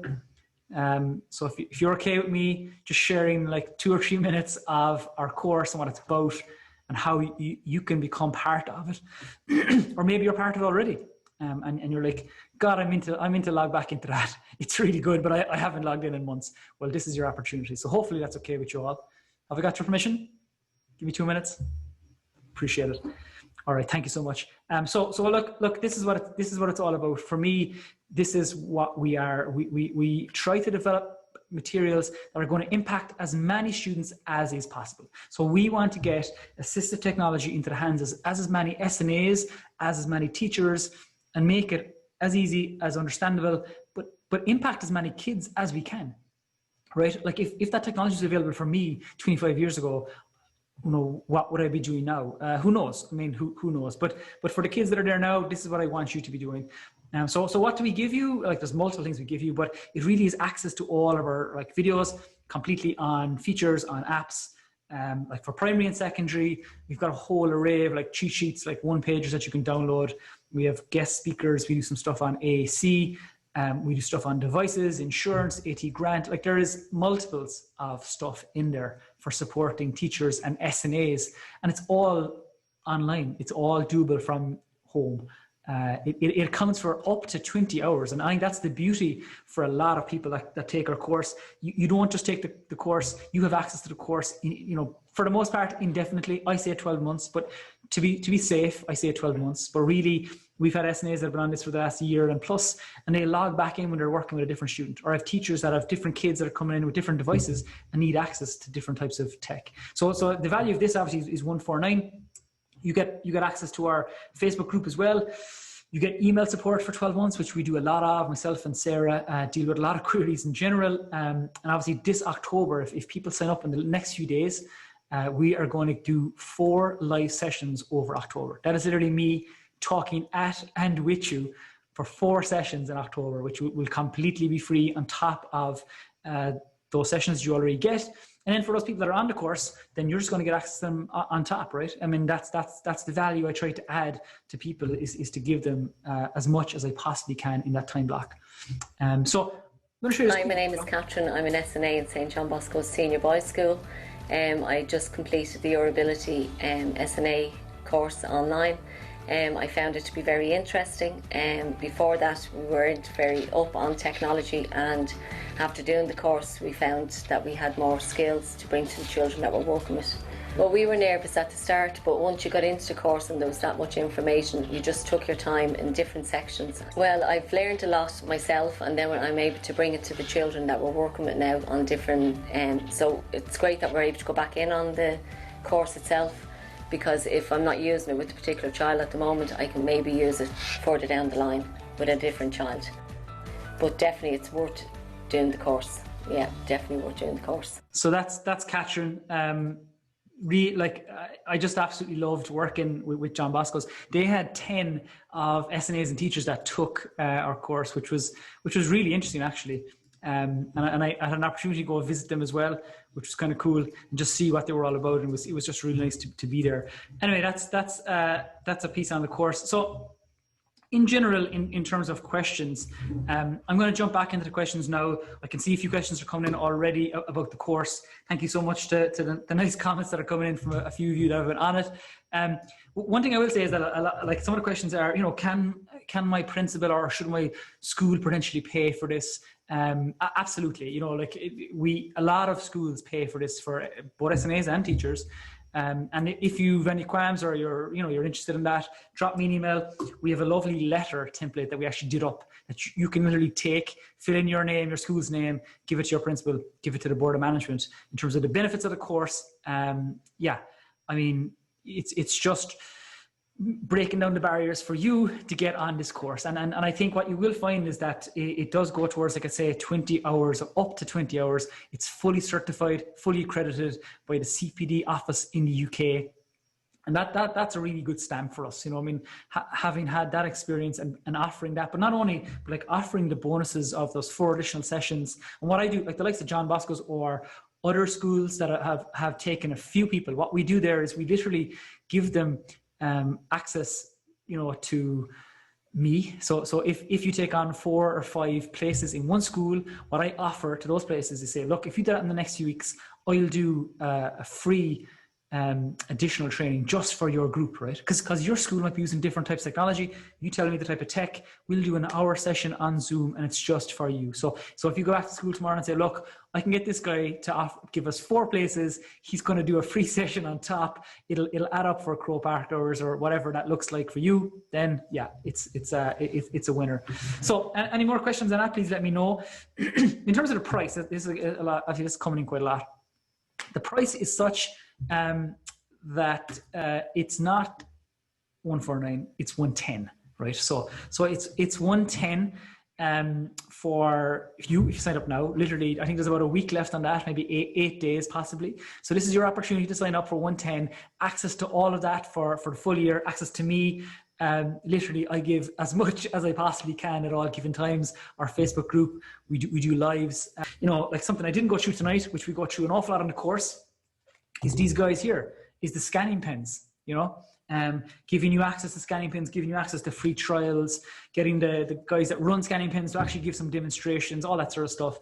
And those meetups were really, really cool. That was a good opportunity, obviously. So again, if that's something you're interested in, 110 if you buy it on your own. If you get 2 or more in, and the school are paying for it, then it's 95. And obviously we've had a few places that have taken 10 or 15 places.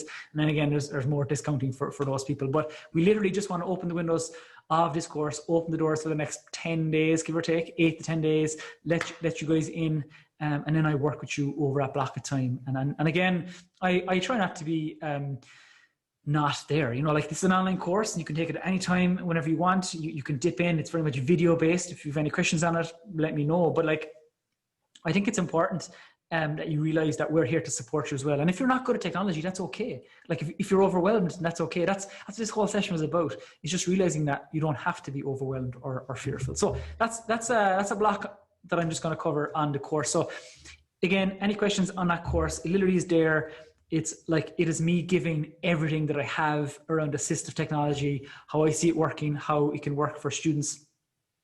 And like it's really about me making it as accessible to everybody and ensuring that SNAs and teachers have that knowledge too, right? It really is important that I get that across. And it's super. Thanks. It's super to see a few comments coming in to say that they've been on it and they enjoy it and all that sort of stuff.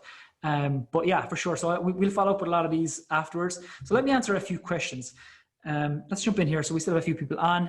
Sarah, I hope you're okay.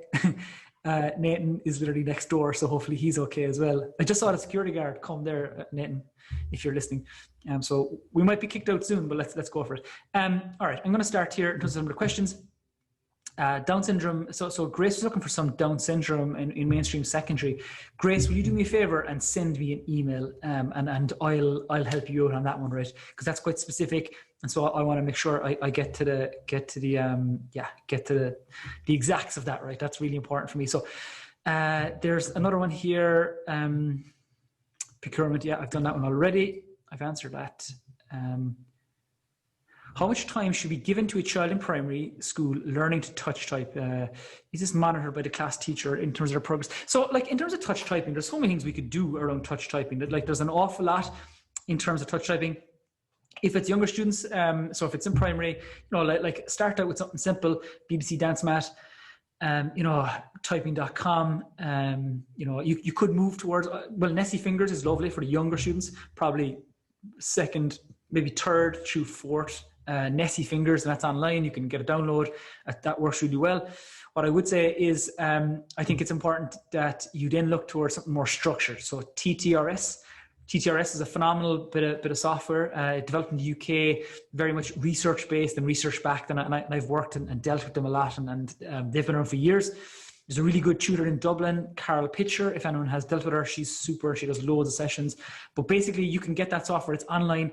I think it's really important to start touch typing. And I'm not sure about monitoring the progress, but it is something you need to look towards. Obviously, we're going to make sure that they're moving on. And that's why the likes of TTRS would be good. Nessie Fingers monitors progress too, but it's not as good. BBC DanceMat obviously is free, so that's not as great. Yeah, that's that one. Denise is asking about assistive tech is commonly used by deaf, hard of hearing students, please. So just to pick up on that one, I know you're not on the call now, Denise, but yeah, just in terms of assistive tech for deaf or hard of hearing students, to be honest, my go-to is the iPad, right? Like, I think it's so important that you use the iPad off the bat. I think that is the gold standard to start with, and then there's multiple things you can look at. Visiting teachers, potentially they can jump on in and give you some advice. I think that then there's like view systems and looms. Like, there's different things we can do to increase the size of the whiteboard so that they can see it. And it's important that kids that are visually impaired don't have to be sitting at the front of the class. Like, why do we need to isolate them and put them at the front and make them stand out even more? There's things that you can do there around visual impairment that hard of hearing, my apologies, that you can use. You can use loop systems, FM system. There's a whole array of things. The teacher could wear something on their neck, and it'll bring it down. It'll be directly connected to their iPad, and then they can just have their headphones in and they're listening to what the teacher's saying. Just brings that along. That's that one. Would the natural reader read a student's ebook? Absolutely. Maria was just asking here, would a natural reader read a student's ebook? Yes, it would. If you've got, thanks, Sarah. If you've got the ebook in PDF format or any format, you literally can just upload into Natural Reader, and it'll take that PDF or it'll read from the web. So if you just open the book in their online browser app, it'll just start reading. Brilliant, and it's there for you, and it works really well. Where do you find the Chrome apps? So this person just popped that up, but if you go to, I'll pop it in the. I'm just going to grab the link there as we're chatting. I think we're okay for another few minutes before before security and UCC come and track me out of the room. All right, I'm gonna pop this into the chat in terms of Chrome extensions. iGaze obviously is a big one. Like, I could talk about the likes of iGaze. I'm just going to type this answer here for this chap here, or whoever that is. iGaze is one that I use an awful lot. So iGaze is where we would use our eyes to control the screen. And iGaze is a type of technology, like a brand. It's just like saying iPad, but basically it's just it's using your eyes either as the touch or as your mouse. That's pretty much what you're doing. It calibrates on your eyes. Phenomenal. Out of the box on iPad, iOS 13. If you get the newest version of iPad, that will work literally. I can set that up and you could use it out of the box. You can buy a few additional pieces like specific monitors. Like, it was really, really expensive technology to start with, but now we can actually use the built-in versions. Take that with a pinch of salt. Like, I say that lightly. I mean, it depends on the student. It depends on the situation. It depends on their home environment. It depends on their trimmer. Like, there's a whole suite of things that I would look at if I'm selecting technology for a student that's really specific. But again, kind of stuff that we go into quite a lot on the course, right? I'm just laughing there. I just got a message from my wife that popped up there, if you heard that. It said, bread would be epic. Please bring some home. That's the joys of webinars and going home soon. All right. Hopefully that's helped you. Any apps to help kids that are non-verbal? Okay, LM is the one here. Like, I can grab that link for you in terms of technologies for students that are non-verbal. Yeah, for sure. There's lots available. So complex communication needs pretty much is the one. So I'm gonna give you this one from Call Scotland, and I'm gonna drop it into the links right now. Kids that are okay. So actually, LM I just put into the chat here. So it's called Don't have a solution. So this is a really good one. Actually, this is Ashton is just asking. A lot of the parents of children I deal with don't want their kids using technology, and I'm trying to convince them that it is an important tool. Well, like what I will say to that one is that you kind of have to meet them halfway too, right? You know, it's just about maybe potentially using it a little bit in school. It's about, you know, bringing them. I heard this one actually yesterday. It's about getting them to literally throw their hat across the river, and they're going to have to follow. And really, it's kind of the same. It's to say, look, your student or your son or daughter is here, but like if we use technology, this is where we could bring them. And it's not going to take over. It's, you know, we will be careful with screen time. We'll help you with that. It's just about getting them to see that there is benefit, and it's not all gaming. It's not all, you know, it's not all trouble. You know, like it's just trying to break down that barrier and those belief systems. Like think about it this way. Like think about it from a parent's perspective. They think it's going to take over screen time. It's too expensive. They won't be able to master it. Like think of those beliefs. They're kind of things that I work on for teachers and SNAs as well, to say, look, you're actually much better at technology than you think you are. This is what you can do, and bring that same mentality to parents. And it's small and often, right? Small and often. Just get them on board, help them along. And I think that's typically, that's typically how I go about it. How can I get Android apps on a Microsoft tablet?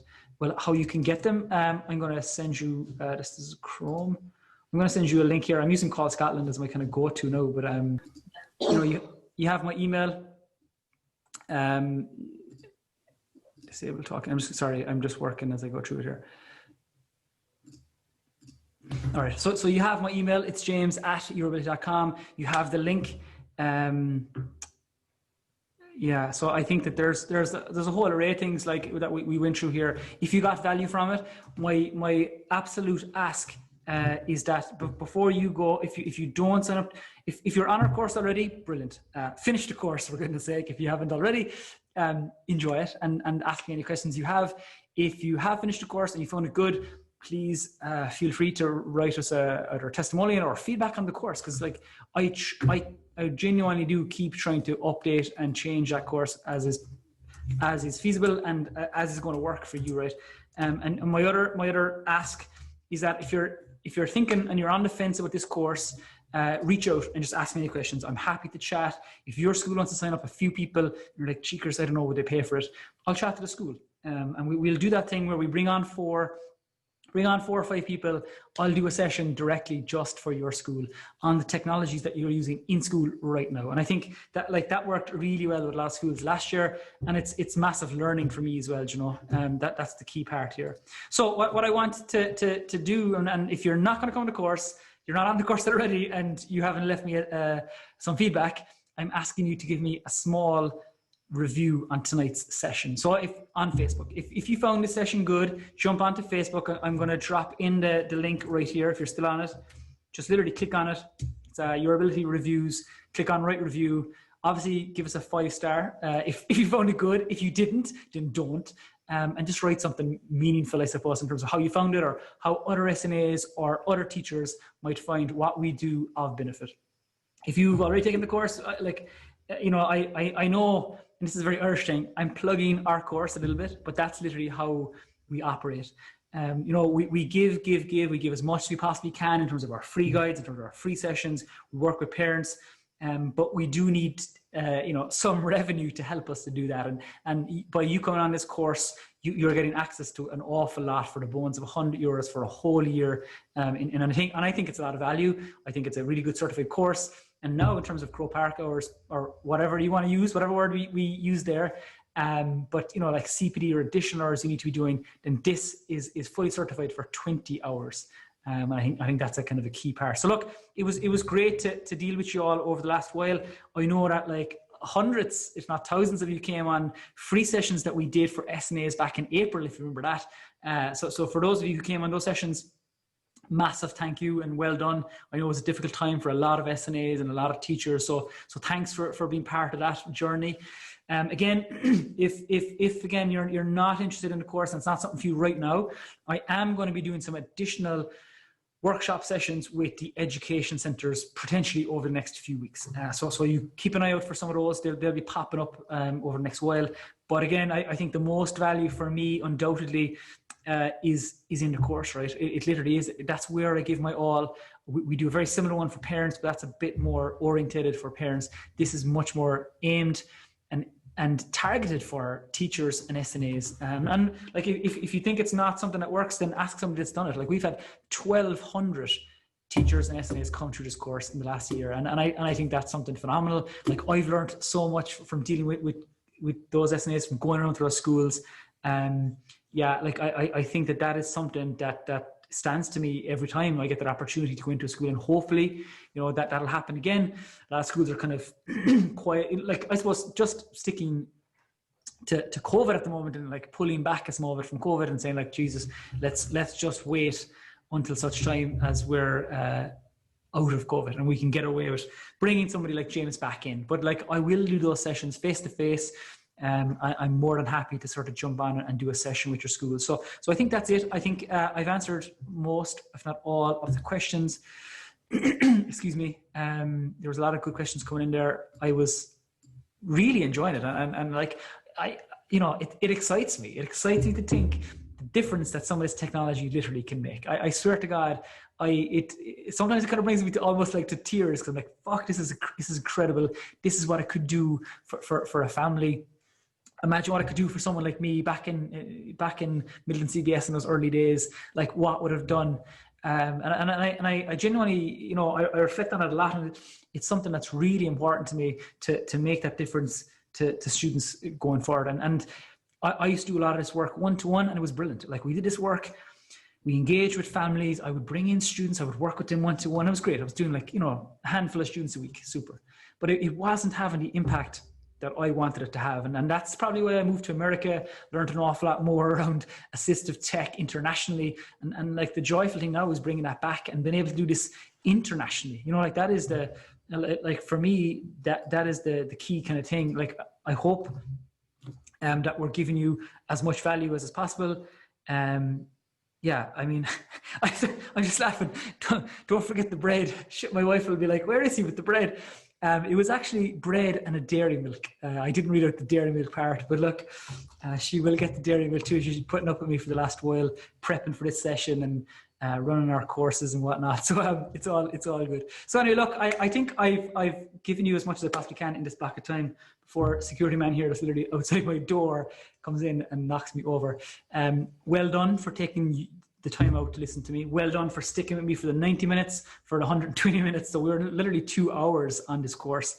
And I genuinely do appreciate everybody giving what they can. I certainly am going to, the dairy milk is key. If I walked in that door tonight without a dairy milk, I'll tell you, yeah, I wouldn't be upstairs, I'd be sleeping, let's put it that way. But yeah, dairy milk is vital. So look, guys, it's amazing to get this opportunity to be able to talk to 300 plus SNAs, teachers across Ireland, and potentially be making a difference. I think it's really, really important. So the two asks I have: if you're not on the course, please join me. Like, you know, take if you can afford it, and I know it's difficult for some people. Take that 100, 110 euros, come on the course, come on the journey with me. If money is an issue, just get in touch. We've arranged payment plans for loads of teachers and SNAs, and we do it over 2 payments or 3 payments. So that's there, literally just shoot me an email and I'll get back to you. And obviously throughout the year, we just add that value. And if you think your school are going to sign up, they're going to take 2 or 3 or 4 places, just literally shoot us an email. It's UrAbility.com/schools, and they'll see how they can sign up. They can either get an invoice, pay by check, or pay by credit card. We have quite a lot of people that came on board today, and yeah, so lots of lovely schools that came on with us today. So Sarah's working with a few of those. I obviously was prepping for tonight, but I think that's what I'm going to call it. Sarah, how does that sound to you? Is there anything else I need to drop in there? Actually, there's a good question came in there from a lady who says 365. I know she has a random number. So she's just asking about the certs. Do you get a cert? Absolutely. You get a PDF cert off the back of it. Name, date you finished it, title of the course. And it's obviously a digital cert. It's like a digital badge. So we've got our course fully accredited and certified by the CPD office in the UK. My other ask, and I just had it written down here, is please give us a like on Facebook, give us a review if you found this good, a 5-star review if feasible and if possible. And if you're sitting on the fence right now and you've got any questions, I'm happy to jump on the phone with you over the next week. I'm happy to jump on the phone with your deputy principal, your principal, and have a bit of a chat and try and get those benefits across. And I do talk to principals and I say, listen, James, this course is too expensive. Like it's too expensive. And that's okay. I mean, there are cheaper courses, right? Like there's no doubt you can get cheaper courses. And if you want a cheaper course, go do it.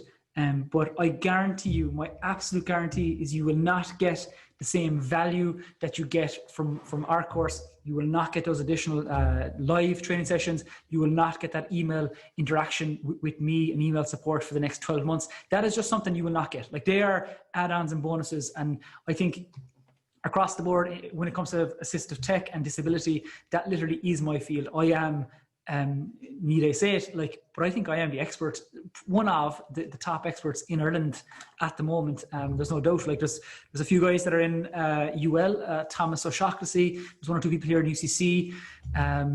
There's a few people that are really good here as well. Like Deirdre is fantastic. There's a few people that are really good, but I think in terms of what I offer, it's as good as you will get, and I think it is worth the money that you potentially will pay. So look, there it is. I'm going to leave it there. Those Facebook reviews, if you're on the course and you haven't finished it, get your ass back in there and get through it. If you're stuck, if you're like, shit, I didn't log in for 2 months, it doesn't matter. Like we're here to help you. We're here to get you back on board, and we can even have a quick little call if that makes it easier, or a Zoom chat, and we can just get you back on track. I've got to go get a dairy milk for my wife and go from there and get out of the UCC. Lads, you were absolutely amazing. Thank you so much.